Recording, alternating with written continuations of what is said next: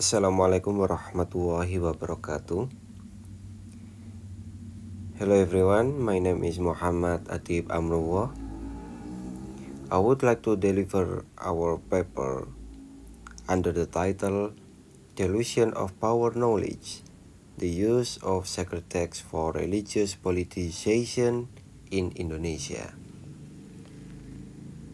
Our paper explores the phenomenon of politicization of religion in Indonesia with a focus on the use of sacred texts as a tool to strengthen power.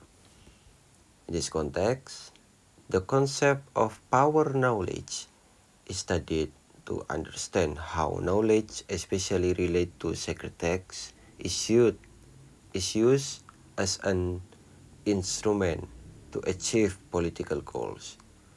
Using the theoretical lens of Michael Foucault, it is interesting to highlight how political leaders use tendencies interpretation of sacred texts to manipulate public opinion, shape religious perception, and change political support. Particular focus is given to the scope of Indonesia. Here we are. In recent decades, it can be seen how political leaders and certain groups use religious faith as a tool to change power, strengthen their authority, and influence public opinion. This is very interesting because this phenomenon has been our modern phenomenon. Yeah.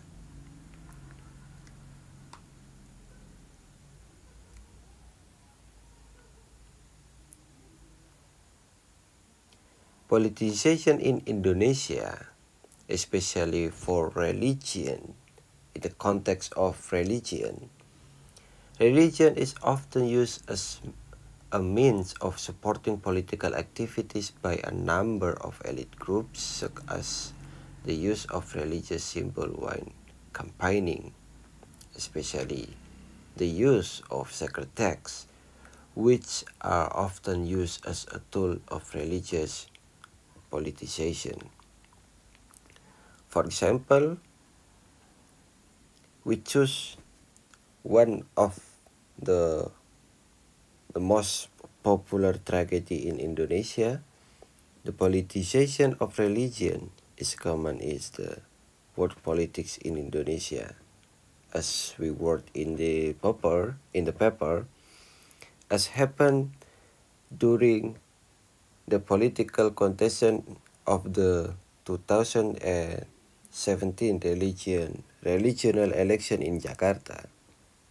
This stems from a hot speech that alludes to Surah Al-Ma'idah, which associate with the word lie to.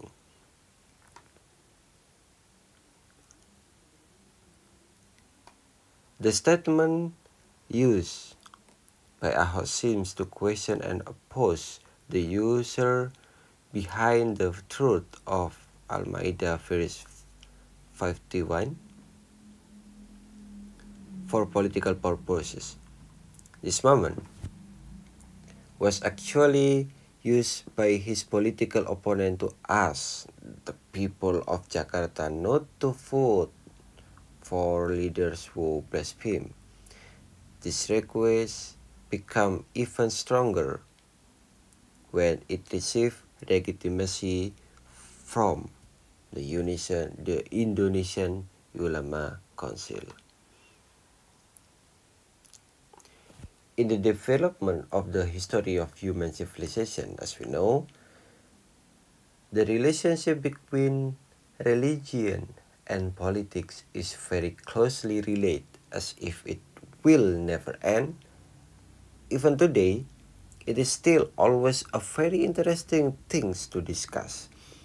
This discussion becomes interesting when religion is used as a means or tool to achieve political goals, so this can lead to the politicization of religion, which can bring conflict and even division.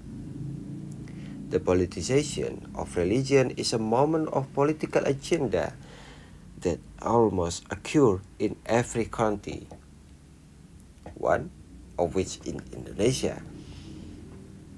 In every political contestation, such as election, it often becomes a center of policy for politicizing religion with the aim of influencing political views, gaining power, gaining support from the strongest religious groups, maintaining authority, and even to strengthen its legitimacy. So, universally, the politicization of religion is a politics of manipulation related to religious understanding and knowledge by using methods such as propaganda, dissemination, indoctrination, campaign, etc. And making it as if it is religious knowledge, then pressure is applied to influence religion's consensus in an effort to incorporate the interests of something into a political agenda to manipulating society or public policy.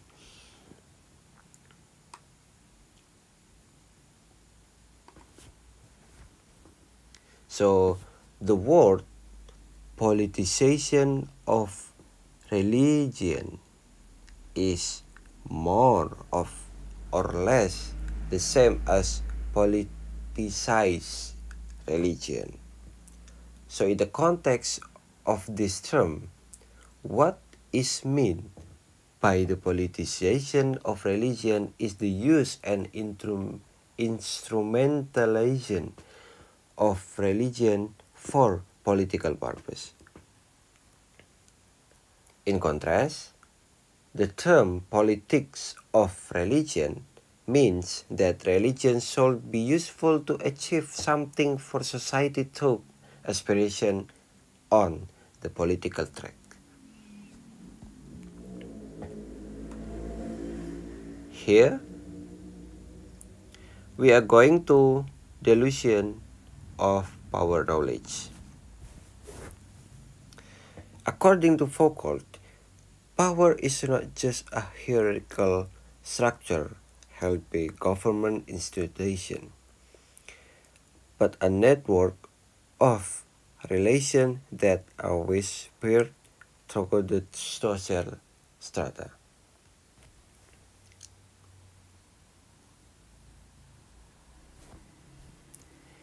In his analysis, knowledge is not a natural of objective entity, but is produced and controlled by power. Thus, power and knowledge are dialectically linked, where power influences the production of knowledge and vice versa. Foucault also explains that power is not only repressive, but also productive, as it can shape norms, values, and knowledge that influence the behavior of individual and society. One example, often cited by Foucault, is institutions such as prison, school, and mental hospital, which not only function as place of restriction of surveillance, but also a solution of certain knowledge production. The mechanism of power such as discipline and surveillance, this institution for knowledge that validates their authority and control individual behavior. In addition, Foucault highlights the importance of genealogical analysis in understanding the relationship between power and knowledge.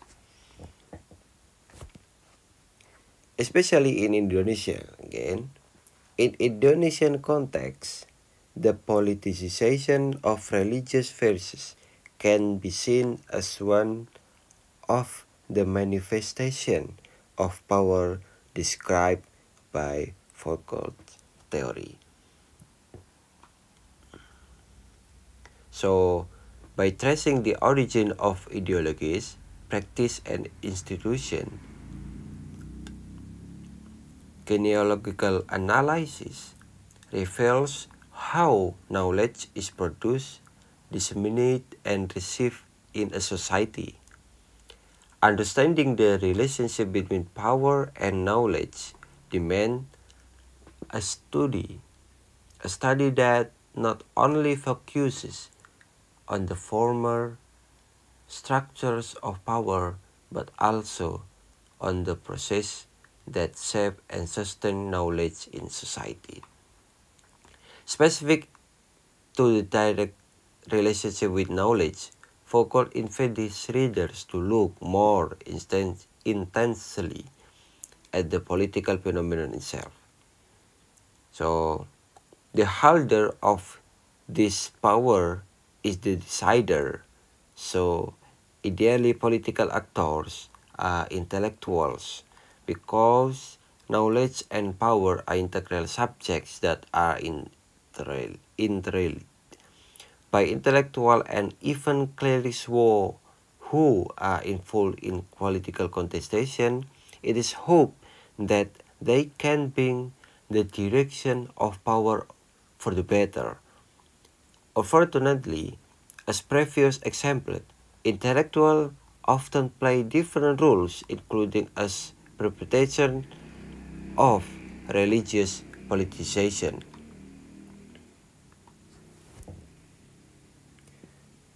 So, our conclusion, furthermore, the politicization of religious affairs also creates inequalities in the public sphere, where views that do not align with the dominant political narrative can be ignored or even censored.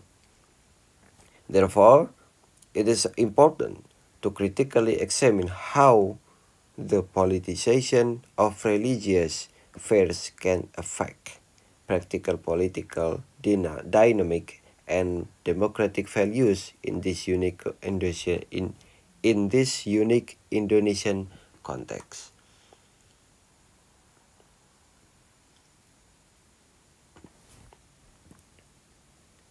Thank you for your nice attention. Assalamualaikum warahmatullahi wabarakatuh.